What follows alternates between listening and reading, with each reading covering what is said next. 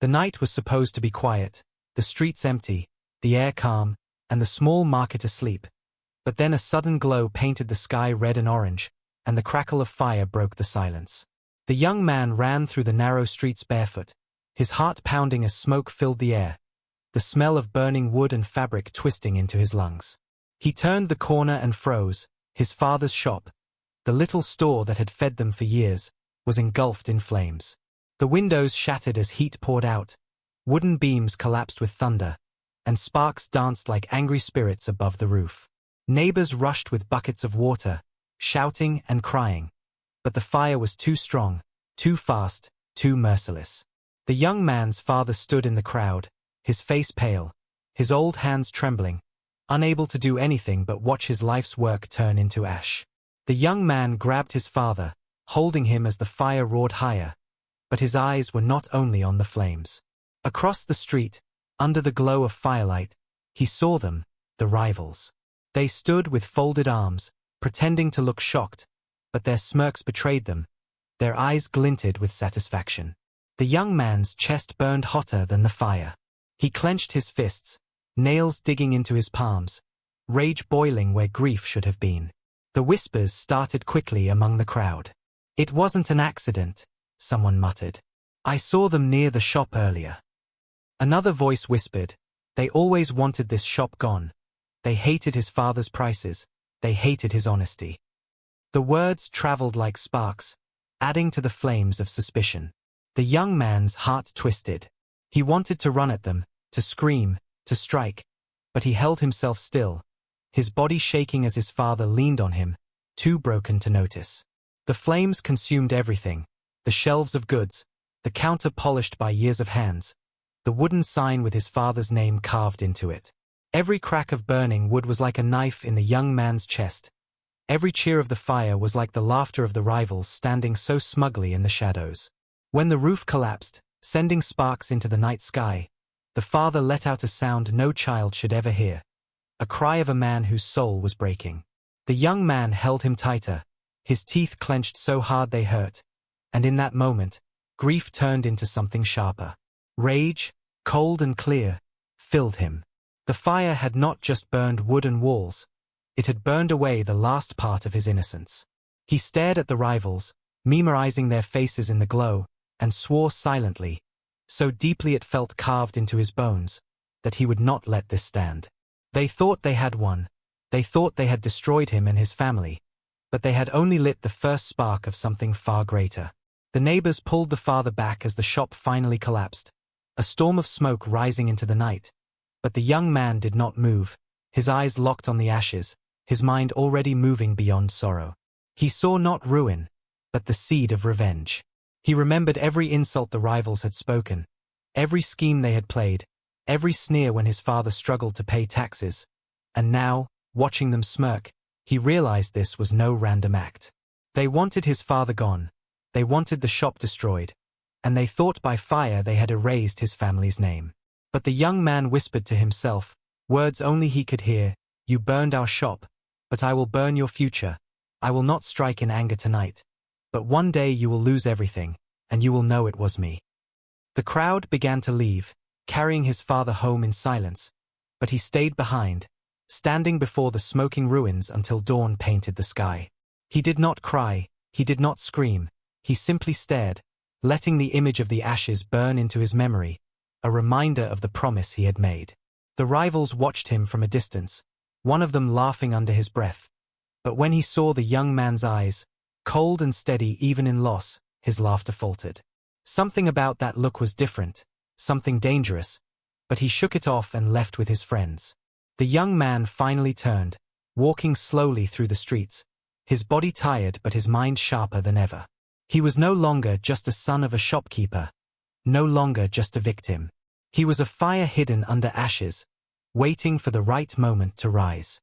That night, when he laid his father to rest on the bed, when he listened to his broken breaths, he whispered again, "I will make them pay, not by fists, not by fire, but by everything they value. I will take it all, and when they beg, I will remind them of this night."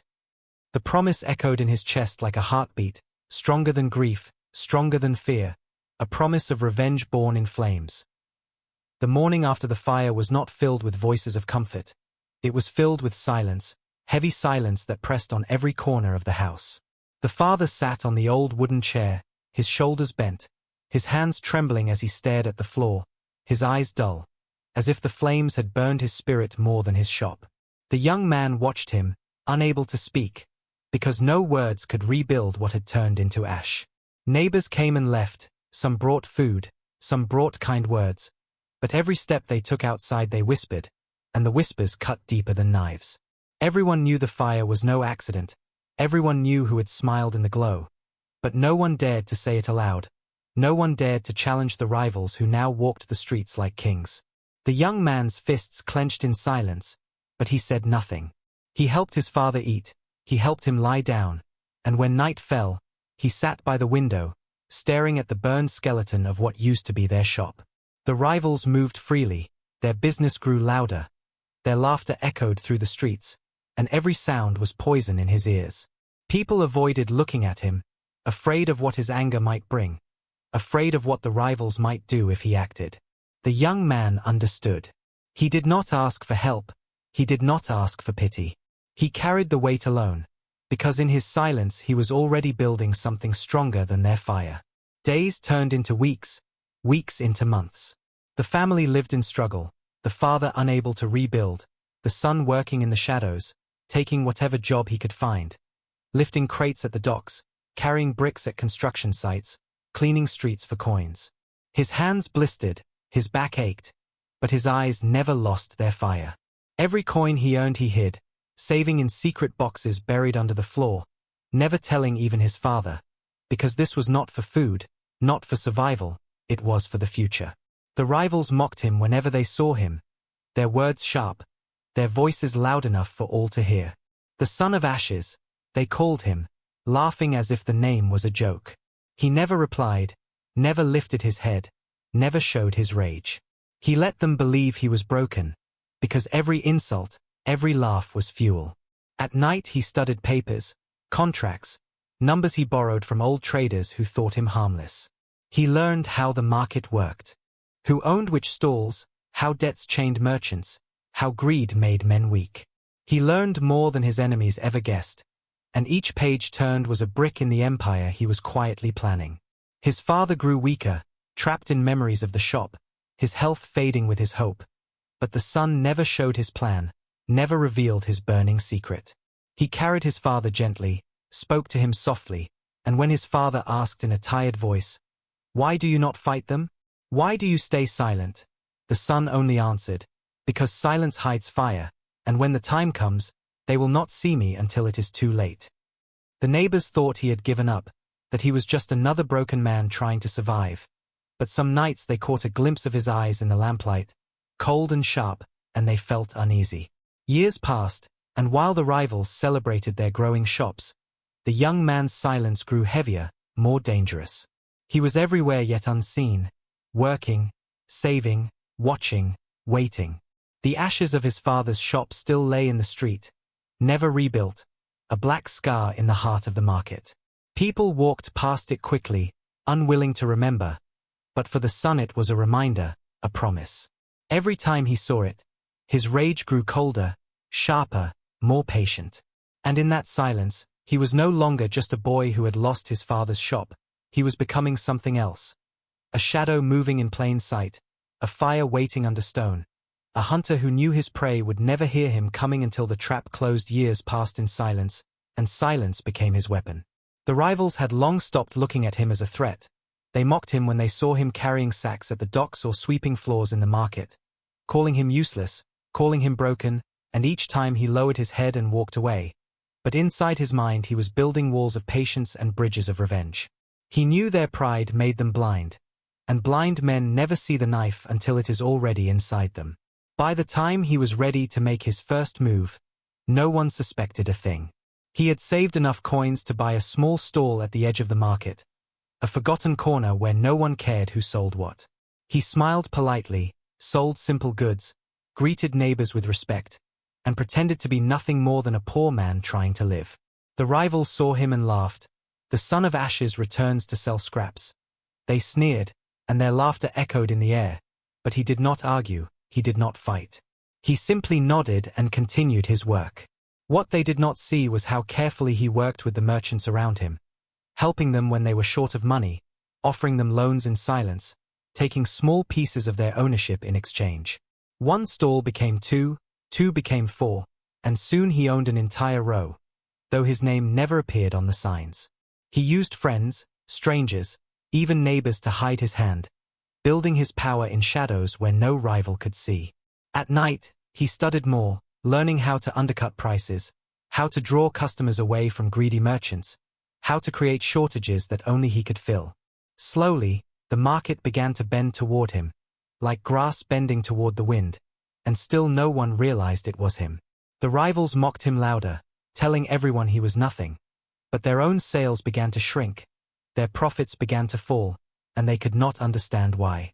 Customers who once filled their stalls now walked past to cheaper, fresher goods, never knowing the quiet man at the edge of the market had carefully planted every deal. He never showed anger, he never raised his voice, he simply smiled in silence as the rivals argued with each other, blaming workers, blaming suppliers, never daring to think the boy they once destroyed was the one pulling the strings. When one merchant in debt came to him, begging for help, he lent him the money, but with a condition, a piece of his stall. When the merchant could not pay back, the stall became his, another hidden victory. One by one, like stones falling into place, the rival's foundations weakened, while his empire grew in shadows. Still he kept his father in the dark, protecting him from the storm he was building. His father believed he was simply trying to survive, never knowing his son was preparing to strike with the weight of the entire market behind him. The rivals grew arrogant, expanding recklessly, borrowing from lenders, wasting money on luxuries, their shops shining brighter but their roots hollow, and the young man smiled, because he knew the time was coming when a single push would topple them. His first move was never about revenge in fire. It was about planting seeds so deep that when they grew, they would strangle his enemies without mercy. From a boy of ashes, he had become a man of silence, and silence had given him power. The rivals still laughed when they passed him, but now their laughter sounded hollow, because beneath it was fear they did not yet understand, and soon that fear would bloom into the same fire they once gave him. The market bustled with life, sellers shouting their prices, customers bargaining, coins clinking, and the smell of spices, fruits, and hot bread filling the air. But beneath that noisy surface something unseen was happening, something no one dared to notice. The quiet rise of a hidden empire. The young man, once mocked as the son of ashes, walked through the stalls every day like a shadow, smiling politely, carrying goods on his back, pretending to be ordinary, but behind the scenes, almost half the market already belonged to him. His hands never signed contracts openly, his name never appeared on the stalls, but debts tied merchants to him, secret agreements gave him control, and hidden partnerships placed his will above theirs. One by one, merchants who had once ignored him now whispered his name with respect and fear, because when they needed money, he gave it. When they needed supplies, he found them. When they needed protection, his silent men stood nearby, and in return, they gave him power piece by piece. The rivals who had burned his father's shop never saw the danger. They were too busy growing proud, too busy fighting with each other for more control, their laughter echoing even as their profits fell. Their goods rotted on shelves, and their suppliers turned away to work with someone else. They did not know that someone else was the very man they despised. The young man controlled the flow of goods now, ships that brought grains, caravans that carried spices, wagons loaded with cloth and steel, all quietly answered to him, so that when the rivals asked for stock, the suppliers shrugged and said, "We have none left," while his stalls overflowed with fresh produce and goods that pulled customers away like a tide. People began to whisper in the market, wondering how the poor boy with one stall had grown so quickly. But he never showed his strength openly, he hid it behind smiles, behind silence, and let the rivals sink deeper into their pride. At night, when the market was empty, he walked alone past the stalls, his footsteps echoing in the dark, and he imagined the place not as it was but as it would be, every corner under his control, every rival shop shut down, every laugh they once gave him silenced forever. He remembered the night of fire, the smirks across the street, the sound of his father's broken cry, and each memory sharpened his resolve.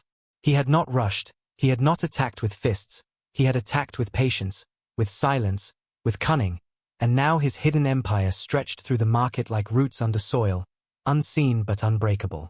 When one rival finally noticed the change, shouting that customers no longer came, that goods no longer arrived, his friends laughed at him, thinking it was bad luck, but soon they too began to feel the same emptiness. They cut prices, they shouted louder, they tried to copy his deals, but nothing worked, because the trap was already set, and the man they thought powerless held the strings in his hands. Still, he did not reveal himself. He waited, silent, patient, letting the pressure crush them slowly, letting their fear grow with every empty day. The market belonged to him now, but they did not know it, and that ignorance was his greatest weapon. They still called him the Son of Ashes, still laughed when they saw him carrying sacks, but in truth, he was already their master, and soon the day would come when the mask of silence would fall, and they would see that the boy they had destroyed had built an empire on the ashes they left behind, an empire strong enough to close their doors forever. The day finally came when silence was no longer needed.